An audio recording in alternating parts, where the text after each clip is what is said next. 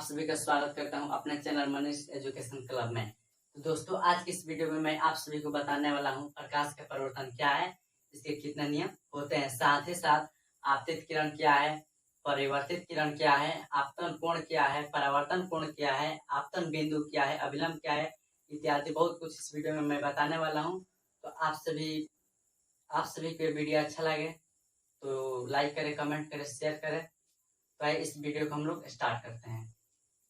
जैसे कि क्वेश्चन पहला क्या है, प्रकाश के परिवर्तन क्या है, इसके कितने नियम होते हैं। तो इसके पिछले वीडियो में मैं बताया था कि प्रकाश क्या है और कितने प्रकार का होता है।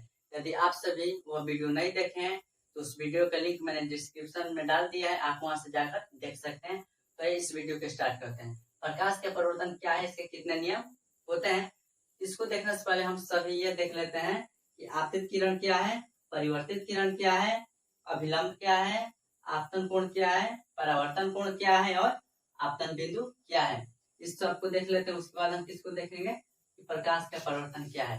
तो आइए सबसे पहले देखते हैं आपतित किरण।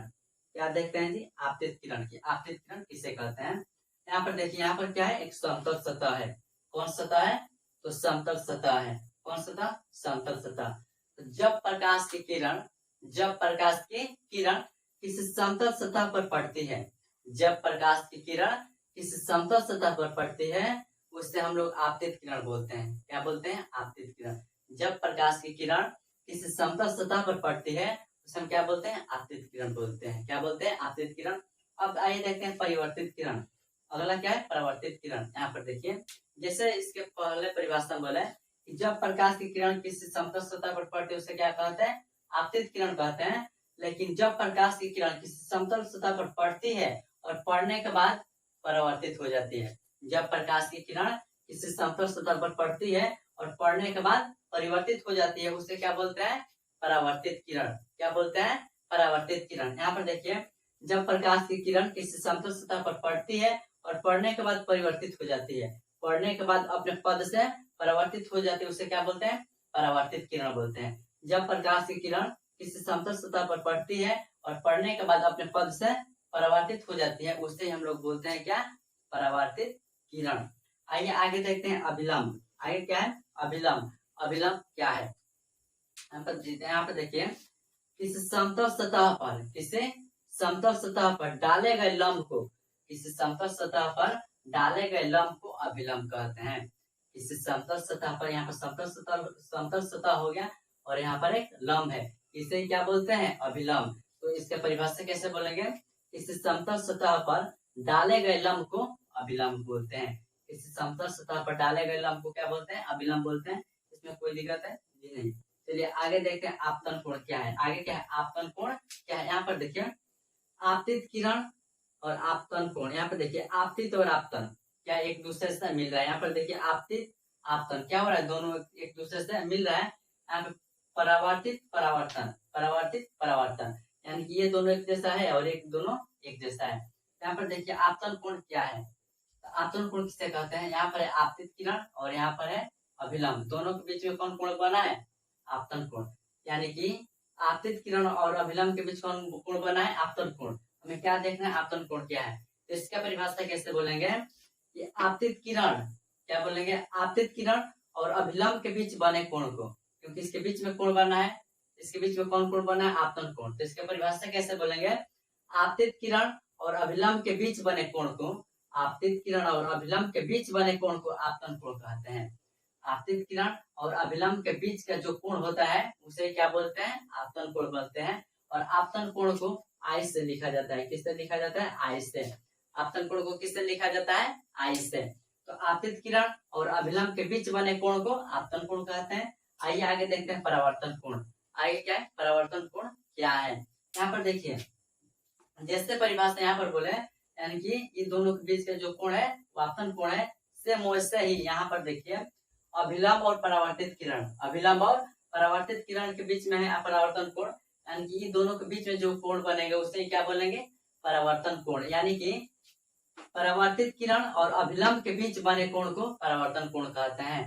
परावर्तित किरण और अभिलंब के बीच बने कोण को परावर्तन कोण कहते हैं। यहाँ पर देखिए, परावर्तित और परिवर्तन क्या हुआ है, एक दूसरे से मिल रहा है, इसको कैसे बोलेंगे कि परावर्तित किरण और अभिलंब के बीच, परिवर्तित किरण और अभिलंब के बीच बने कोण को परावर्तन कोण कहते हैं।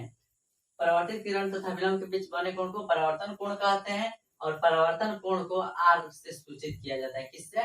आर से सूचित किया जाता है। आइए आगे देखते हैं आपतन बिंदु।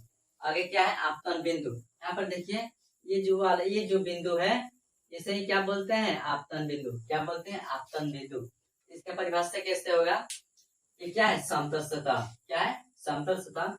तो समतल सतह के जिस बिंदु पर, समतल सतह के जिस बिंदु पर प्रकाश की किरणें पड़ती है, समतल सतह के जिस बिंदु पर प्रकाश की किरणें पड़ती है उसी बिंदु को हम लोग बोलते हैं आपतन बिंदु।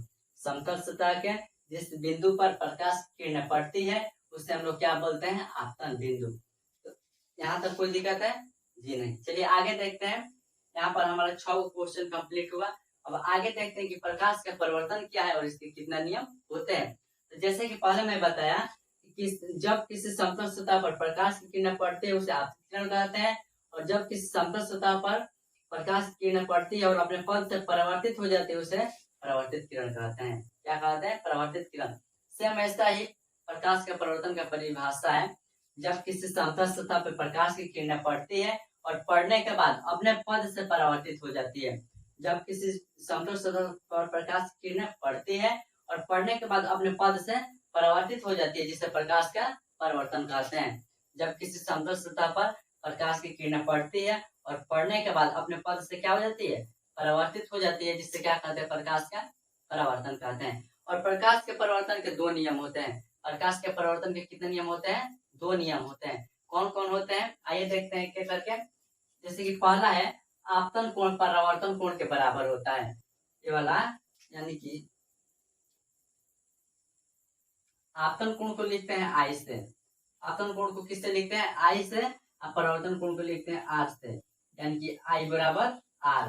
आई बराबर आर यानी कि आपतन कोण परावर्तन कोण क्या होता है? बराबर होता है। यहाँ पर देखिए अगर आपतन कोण 45 डिग्री का बनेगा तो परावर्तन कोण भी कितना का बनेगा? 45 डिग्री का बनेगा। आपतन कोण अगर 45 का बनेगा तो ये भी किसका बनेगा? 45 का।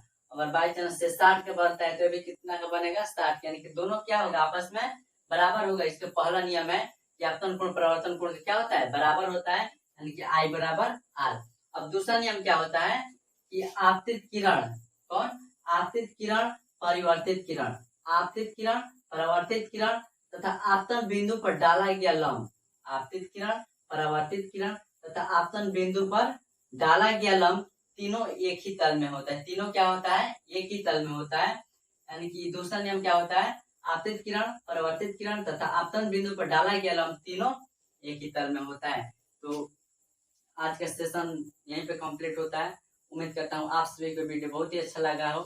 अगर अच्छा लगा है तो लाइक करें, शेयर करें, कमेंट करें और साथ में बेल आइकन घंटी को दबाना ना भूलें। तब तक मिलते हैं अगले वीडियो में। तब तक के लिए जय हिंद, जय भारत।